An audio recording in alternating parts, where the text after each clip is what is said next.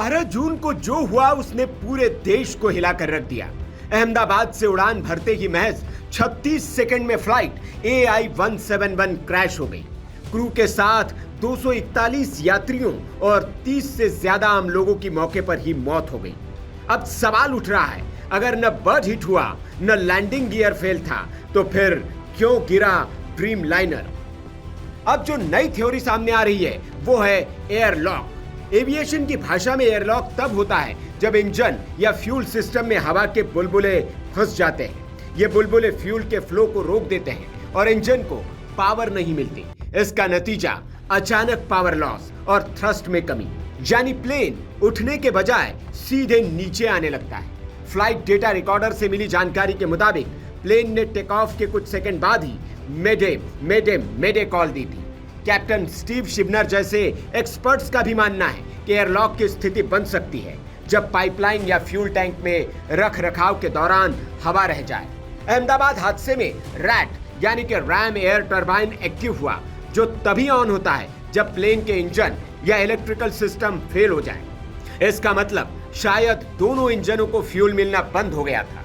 Boeing 7878 Dreamliner दुनिया का सबसे आधुनिक प्लेन माना जाता है। ये एक इंजन पर भी उड़ान भर सकता है, लेकिन अगर दोनों इंजन में एक साथ फ्यूल रुक जाए तो हालात बेकाबू हो सकते हैं। इस तरह का फ्यूल फेलियर कम ही देखने को मिलता है और अगर ये एयरलॉक के चलते हुआ हो तो ये एयर इंडिया और DGCA के लिए मेंटेनेंस सिस्टम पर बहुत बड़ा सवाल खड़ा करता है। DGCA और अंतरराष्ट्रीय एविएशन एजेंसियां अब एयरलॉक को लेकर गंभीरता से जांच कर रही है। हालांकि अभी फाइनल रिपोर्ट नहीं आई है, लेकिन शुरुआती रिपोर्ट्स में बर्ड हिट की पुष्टि नहीं हुई है। लैंडिंग गियर सामान्य था। ब्लैक बॉक्स में टेक्निकल फ्यूल फेलियर के संकेत मिले हैं। अगर एयरलॉक ही कारण था तो सवाल उठता है, क्या रखरखाव में चूक हुई थी?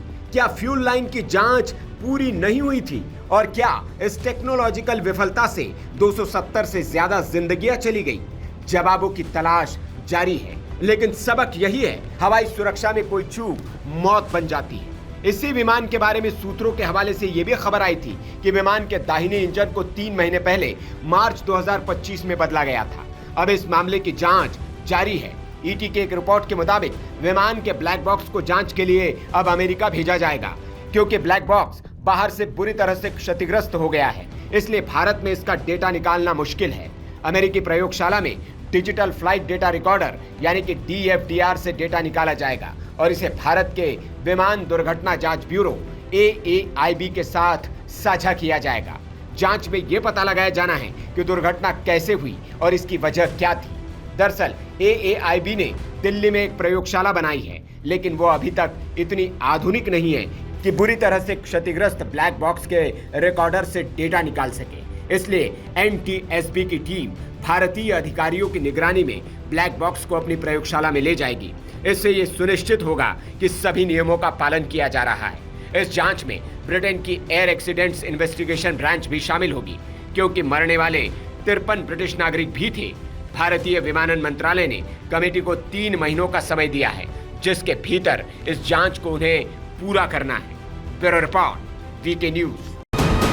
VK न्यूज, राष्ट्र के नाम।